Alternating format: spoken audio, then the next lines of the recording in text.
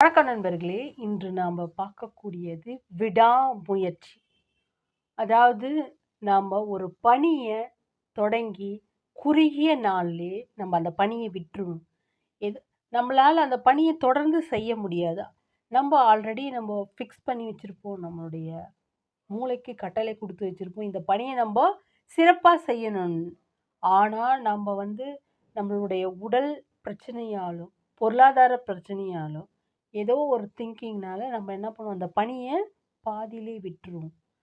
விட்டுட்டு நம்ம திங்க் பண்ணுவோம். நம்மளுடைய நண்பன் வந்து இந்த பணிய சிறப்பா செஞ்சு, அவன் வெற்றி அடைந்து விட்டானே! நம்ப வந்து இந்த பணிய நம்மளால கரெக்ட்டா செய்ய முடியலையே! ன்னு பலகாலம் வருத்தப்படுவோம். விடாமுயற்சியா ஒரு பணிய தொடர்ந்து, தொடர்ந்து, தொடர்ந்து, தொடர்ந்து நம்ம செஞ்சா, கண்டிப்பா அது கடினமான பணியாக இருந்தாலும், நம்பள் நம்பளால வெற்றி அடைய முடியும். நம்ம அந்த பணிய இடையிலே வேணாம், நம்மளால முடியல, அதாவது நம்ம உடல் ரீதியா எதனா பிரச்சனை இருந்து, நம்ம அந்த பணிய செய்ய முடியலன்னா பரவால்ல. நம்மளுக்கு தூங்கணும், நம்மளுடைய டிவி பார்க்குற நேரம் நம்மளுக்கு வந்து இதன் மூலம் நம்மளுக்கு நேரம் பார்க்க முடியல. எனக்கு வந்து என்னுடைய நண்பர்களோட அதிக நேரம் அதாவது நண்பர்களோட பேசுறது நல்ல விஷயம். ஆனா நெறைய நேரம் நண்பர்களோடயே தேவையில்லாத கதைகளை பேசி சில பேருக்கு வந்து எனக்கு இன்னைக்கு பொழுதே போகவே இல்ல. நீங்களே பாருங்க.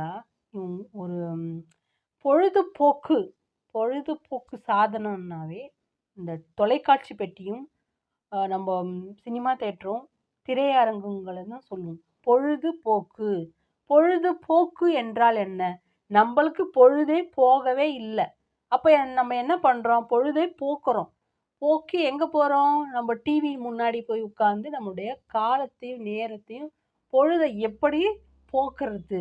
நாடகங்கள நம்ம போய் பார்க்கறது தவறுன்னு சொல்லல. ஒவ்வொரு நாடகத்திலயும் என்ன பண்றாங்க?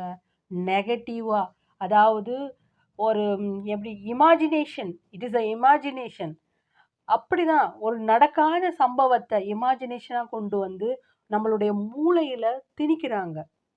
எப்படி சொல்றதுன்னா, ம் இப்ப நீங்க பாருங்க, அந்த மாமியார், மருமகள், நாத்தனார் இப்படின்ற ஒரு கான்செப்ட்லயே கூட்டு குடும்பமே இப்ப காலகட்டத்தில இல்லவே இல்ல.